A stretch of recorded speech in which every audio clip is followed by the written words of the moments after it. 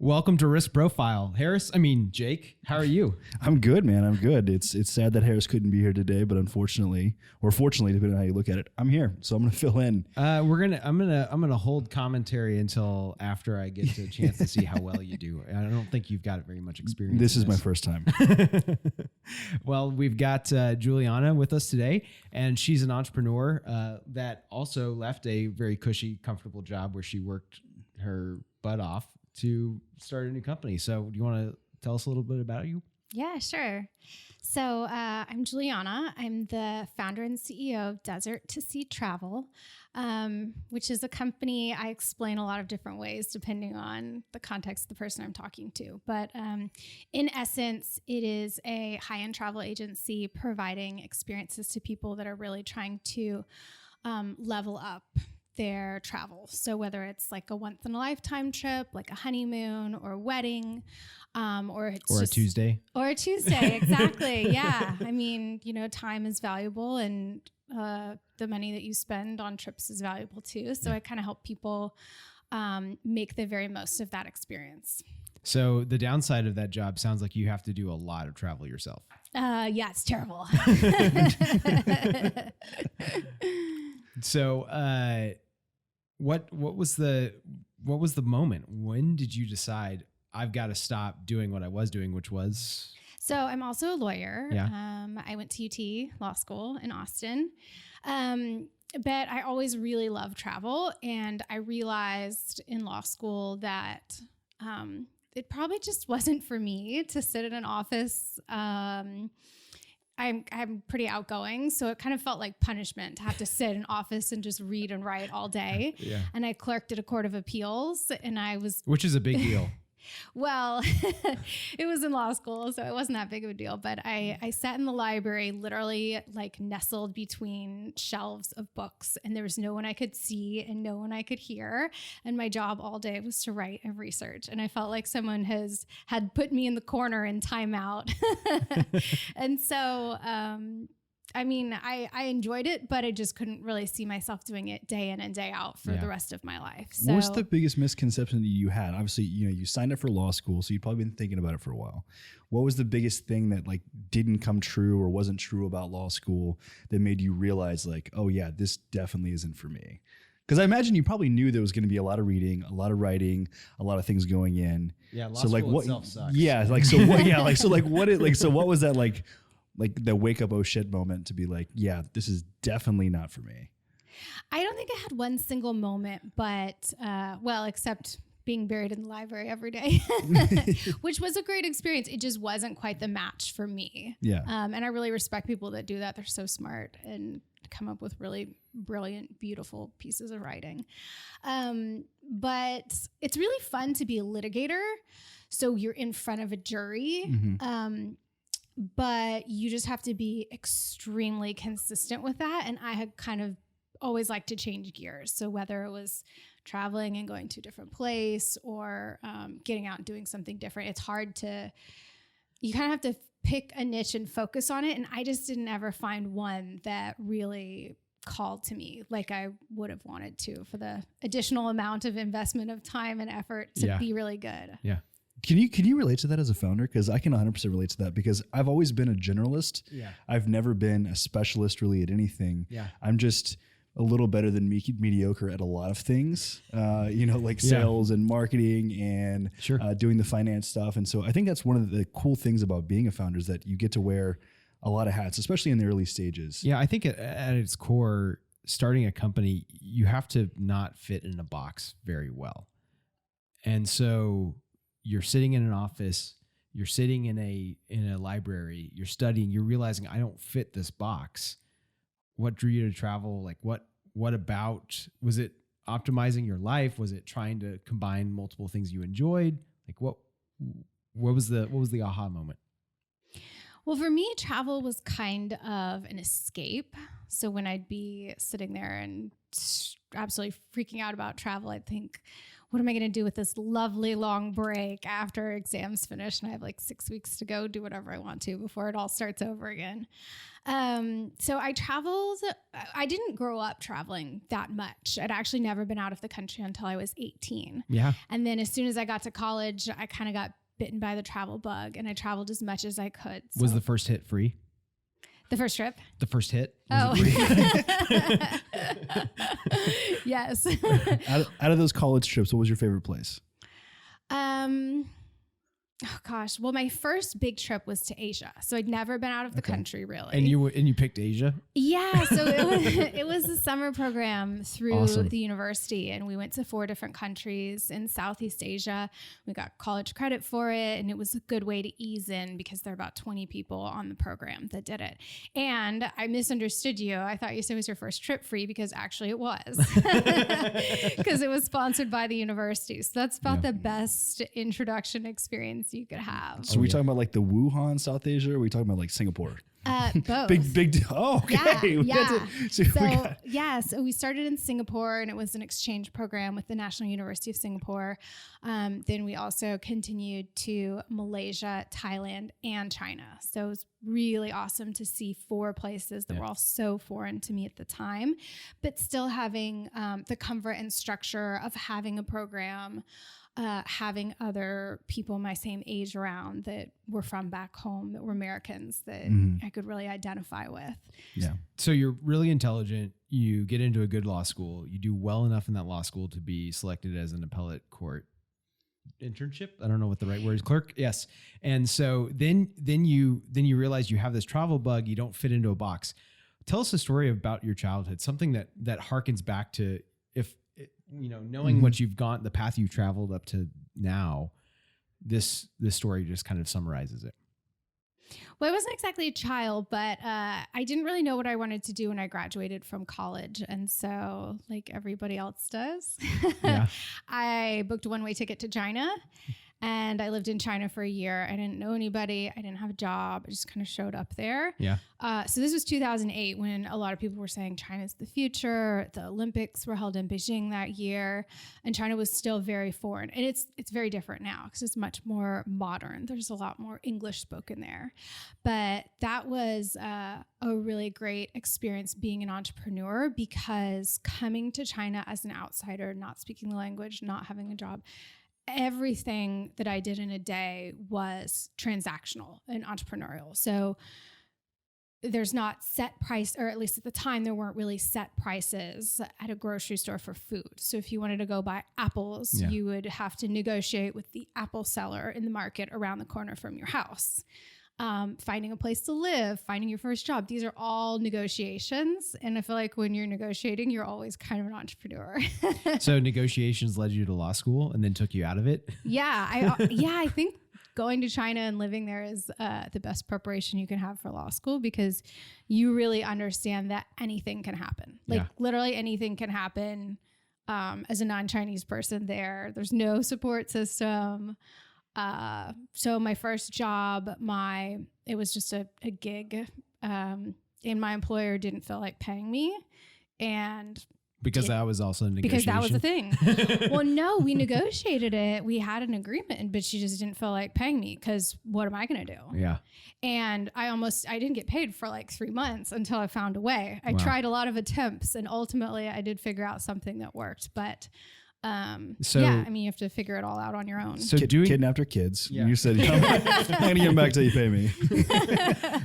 So that sounds an awful lot like what you do for a living now. You started a company, and your goal is to create something that doesn't exist. You're trying to provide an opportunity experience for your clients that you've also had some sort of contact with as you've traveled and as you've visited those locations. You get ideas, you get a chance to test them out all the time. Is that fair? Yeah. So a lot of what I do is find a way around rules to create a new solution. So a lot of my clients will come to me and they want something that doesn't really exist. And so I have to figure out how to do it. And on that note, I would say I had a little bit of trouble parking today. And I don't want to get anybody in trouble, but I pulled into a parking lot that's only for permit holders, and the attendant said, "Hey, you can't park there." And I said, "What if I give you $20?" And Well he thought about done. that. So just saying, sometimes try and see what you can I love that. figure out. That's such the founder's journey. This product doesn't exist yet. This idea doesn't exist yet. Everybody has always done it this way, but you've got this urge and this itch to say, "Oh, I see something different here. I see an ability to affect change." One of the other things I love about you, Juliana, is you're also married to a founder. And so what's it like being a founder, being married to a founder? Because there's a lot of negotiations I feel like you're going to have inside your own marriage. Yeah, definitely. Well, I don't really want to be that woman that comes on and talks about her husband, but I have to because he's been my teammate in my business from the beginning. So I traveled a lot on my own, but that was kind of just the way that I could bootstrap it. It was not fancy travel. It was college kid backpacker, scrape together $5 kind of travel.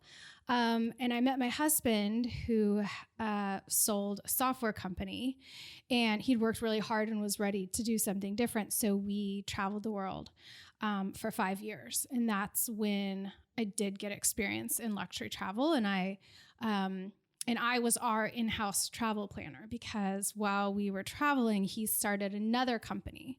And so every Sounds day, about right. yeah. So every day he would work, and I would figure out what we were going to eat, how we were going to get our clothes washed, and where we were going to go the next day.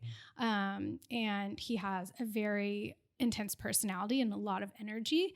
So he kind of always wanted to do the very best thing at a destination.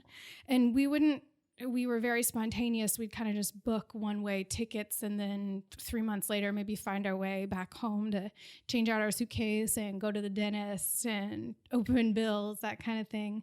But yeah, I will say that it's gone both ways because he kind of opened my eyes to the luxury travel world. But for the last couple years, I'm proud that I have paid for all of his travel. And so now I pay for all the family travel. So I'm taking him around the world now. And so we're a teammate in that sense. I did want to mention, as a woman, a mom, and I'm pregnant again with another baby. Congratulations. Thank you. For me, it's been really important to you have to find out what's supportive to you. And I'm really lucky that he takes equal care of our baby. He watches her as much as I do. He's never too good for diaper changes, or, he kind of pitches in and does what needs to be done to have the enterprise of the family functioning well too. And so it's really been helpful as an entrepreneur to have someone else there who can not only talk to me about business, but also kind of sees everything working together. Have you thought about doing that? Just going back to what you just said, husband sells a company, decides to go travel the world for 5 years. I've thought about that a lot lately. Maybe I've just been more stressed than normal and just thinking like, man, it would be great. Because I have legit not taken a vacation with my wife since our honeymoon 8 years ago. Like, we've done like funerals, we've gone to weddings, we've done like things like that. But I've always just been so caught up in the grind that I just haven't taken any vacations. And I love traveling, been to a lot of places. Definitely, like, I haven't gone snowboarding in like 6 years. Would love to get to kind of do that this season. But thinking, when you get to the point, like, you sold your company in January of this year. Did you think about, I mean, I know you and your wife traveled a lot earlier on. We had so much travel on the books. And then coronavirus hit. and it was a pretty significant letdown, personally. Yeah. And I think, there is a bit of a false promise that most people negotiate. Oh, once I get past this deal, or once I get past this quarter, or hey, once I get this next role, or once I ... And I think that's part of the design of the system to keep you on a treadmill. That there's always some sort of excuse why you can't do X, Y, or Z at a given time. And I have to credit my wife with this observation, because I was definitely on the treadmill for my career. Once I do this ... And you got to feel like you earn it. You definitely earn it. But like, Ryan is on this amazing vacation with his future wife at that time. And he's like, I'm also going to start another company. So there's definitely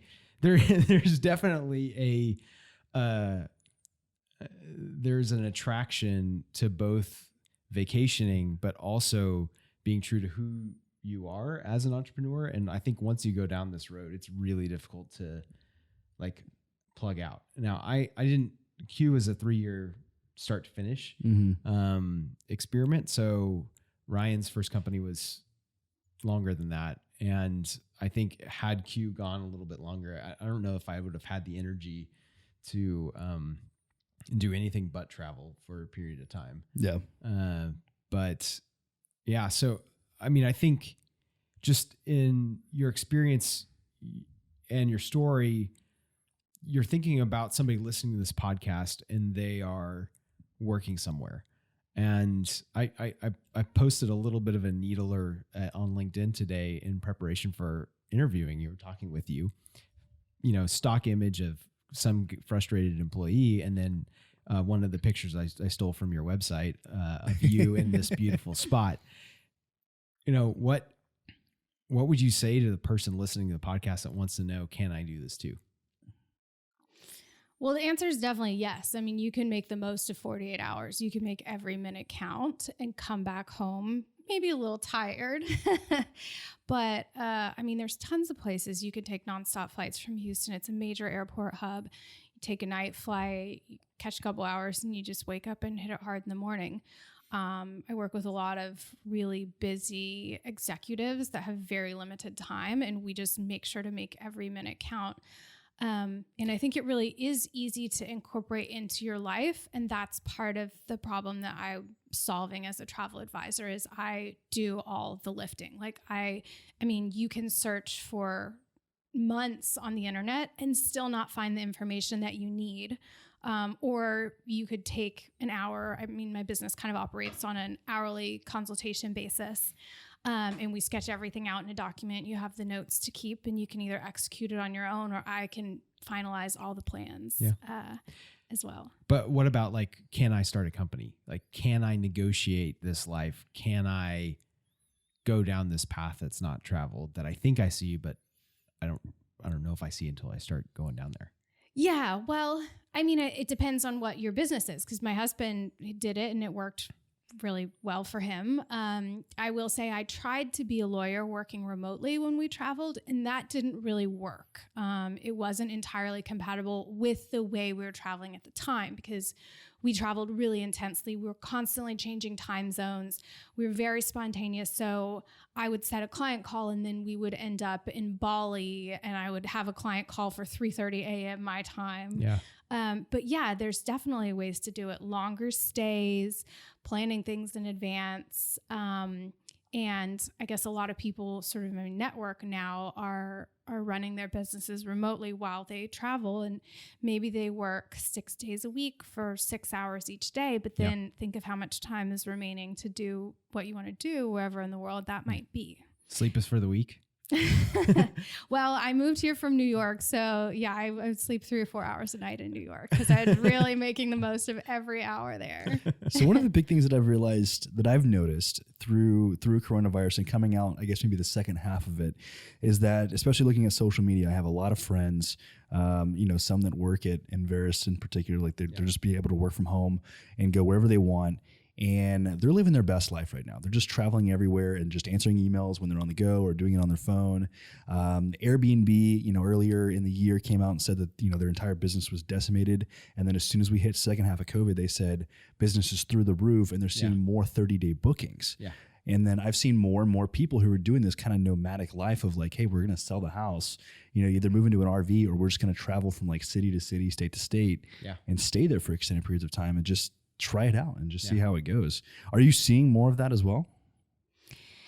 Well, I guess I should have explained before, my business right now is really niche. So being a mom and having a family and having that be a priority, I'm not really in this mindset of I'm going to work 18 hours a day every day. Yeah. And so growth for me is basically finding the right clients and just a few of them, and really prioritizing my time. So I either do hourly travel consultations where all the information in my head from all of these years of going to over 80 countries on every continent, and working in this space on a daily basis with partners in every country around the world. So I can either be very efficient that way. I also, my usual bread and butter clients, I work with some celebrities, some Fortune 100 executives, people that are really at the very top end of the travel market and have, frankly, many cost is of no regard. Like they don't ever ask me what things cost. They just tell me what they want. So, I mean, my daily work now is things like figuring out how to grade an ice runway in Antarctica for someone to fly in their private jet, and having their pilot trained on how to land on an ice runway, which is not something that's done in aviation. This is next level travel planning. Yeah, so that's the thing I didn't really start off saying, because I can do everything in travel, but you know, mostly I work with people that they come to me with a general vision, and they say, what is the best way, you know, for me to which private island should I rent, or I would like to camp on the side of a volcano in Ethiopia. Can you build that for me? And the answer is yes. I always Okay, so you're throwing out some crazy examples. What are some of the craziest examples, or maybe the craziest example of something that somebody came to you with something and you were able to actually pull it off? Well, Antarctica is an interesting example. I already mentioned that, so I'm going to go back to that quickly. It's usually the last place that anyone will go. So when you're really well traveled, that's usually like the you spot. may not make it back, right? That's kind of like the thing with like Antarctica. Just put me on an like ice your floe plane and just disappears in the Bermuda Triangle and then you're gone. Well, I work with the kind of clients that can't disappear. So, I mean, a big part of it is figuring out how to do it safely, figuring out the insurance, and, you know, coordinating with entire teams of people. So Antarctica is a tough one because traditionally the only way to get there has been to hop on an expedition cruise ship that's like fortified, so it's no problem if it hits the ice, and spend at least 14 days on the slow boat to Antarctica from Argentina, the southern tip of Argentina. Ushuaia is amazing, by the way. Yes, it is. It is. I really enjoyed going there. The southernmost point in the world, for those of you that don't know that. So, and you have to do the Drake Passage, which is very turbulent, and it's famous for making people, you know, seasick for days. So it's not very pleasant. But if you want to tick off that seventh continent and see something that very few people have ever been to, that's a great spot to go to. So I can offer an experience where we custom built a luxury camp. There's like a masseuse waiting for you in camp after you go hiking, because that's tiring, of course. An amazing chef, you know, it's covered in furs and absolutely beautiful inside. I mean, it looks like a stunning hotel in the, you know, the best hotel in any city in the world, and it's all custom built for the specifications of whoever wants to go there. And then they can climb what's called a virgin peak, which you can only find a couple places in the world, because it means it's a mountain that has never been summited by human feet. And you can be the first people to summit the mountain with a team of guides, because I'm not usually working with true expedition people. Like, they don't need me because they do this every day. It's the kind of person that wants to do a once in a lifetime experience. So, yeah, you have your team if needed, and then you summit the peak, and then you can name that mountain, and it's written down in the record books. And then you go back to camp, and you can hop on a private plane that I arrange that goes down there a couple times a year. Or if you're like a client I had once, you want it to be your own plane, then we can figure out all the details of that, because pilots are not accustomed to landing on ice or in Antarctica. So for some of our listeners, one of the thoughts that they are entertaining is, how do I start a company? Can I start a company? Can I take my passion and make it a reality when my current reality is not what I see for myself in 5 or 10 years? Like, what has this experience taught you about, you know, the first thing you think of, first thing you would say to somebody that wants to start their own business? I think you really have to follow your passion, because the first few years of a new business, at least what I have seen of me and my husband, the first few years are really hard and you don't really make any money. And you have to start there and get the experience and make mistakes before you can be ready to take on bigger projects more you can be confident at that point to handle just something, whatever is thrown your way. And I really lived my business day. I mean, I still do. Like, I'm on call 7 days a week. Holidays are my peak period. So Christmas, I'm like up at 2 a.m., 4 a.m. Like, if somebody's in East Africa and they need something, they call my cell phone and I fix it for them. Yeah. So, I mean, doing that at the beginning was a lot harder because I was doing it, but just not really making money. So yeah, I mean, the heart of it is I think you can find a way to make money doing everything, but I think you also have to be realistic about what you want out of it. So for me, unlike my husband who's in software, my business isn't scalable. It's a service business. So I have to continually bump my rates up, rather than if you were in retail or software, theoretically, you could even move your price point down and offer a better service and make more total revenue. Each of my I have to really attach a lot of importance to each minute of my day. And I also am realistic about the fact that I'm not in this business to get rich. I can be very comfortable with what I'm doing, but when every minute of my time is what ends up on my books and I can't scale, like, I have to, be comfortable with that and enjoy what I'm doing, because I don't have a business that I can sell and walk away from. Yeah. I mean, I do, but it'd be a very different value proposition than, but by the same token, listeners. Your contribution is allowing you to have these experiences and this flexibility and this lifestyle that is ultimately more important to you than those dollars. Yes, absolutely. Yeah. I mean, the job perks are amazing and it's really unique to, Yeah, I think it really depends on what your ambitions are, and some people want to build those businesses that they can grow and scale and sell.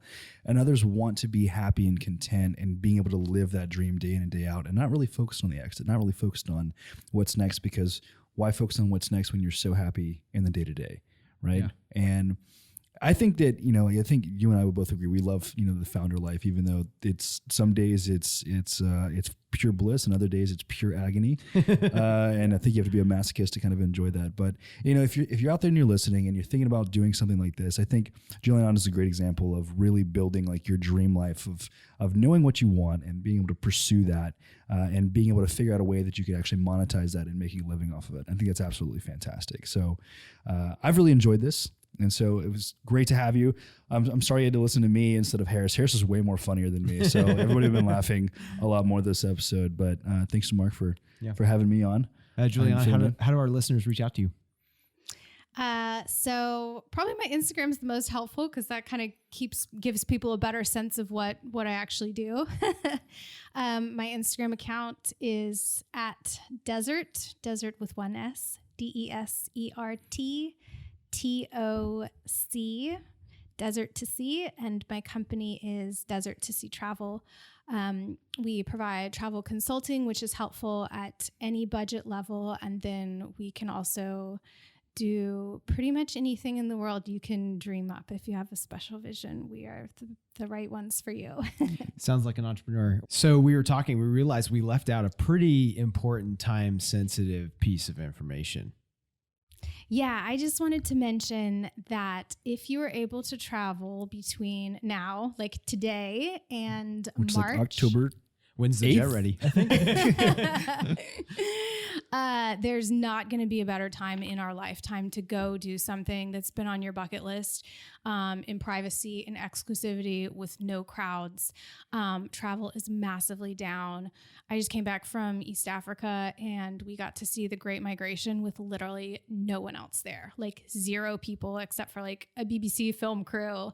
And you sell this exclusivity normally. I do, yeah. So I can book pretty much any site or museum in the world fully private. So whether it's the Louvre or the pyramids in Egypt, we can privatize that. So some of my celebrity clients can do it without being hassled. But now you can do that for free. So you can get the experience that, you know, has been on your bucket list for nothing. In East Africa, to do a fully private gorilla trek is $15,000 per hour. I know because I sell it. And I got to do it for a tiny fraction of that. I didn't pay for the private experience. I just booked the public one, and I had both of my treks totally private. So if you can travel between now and March, it is absolutely the time to do it. As of March 2021 and later, a lot of people that have been postponing their travel will be back on it, and travel is going to be really busy and everyone's going to be there. So do it now while you can. It's an interesting thought experiment in wisdom of the crowds. And I don't know if you're a big believer in this, Jake, but I'm a believer in catching on to trends. Like when everybody is thinking a particular thing, but nobody's really like categorizing it. And I don't know, like, does that make you want to buy some options in the stock market if everybody thinks travel is going to be on?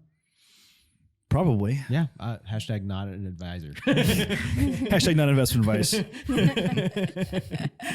All right, guys, now go be someone.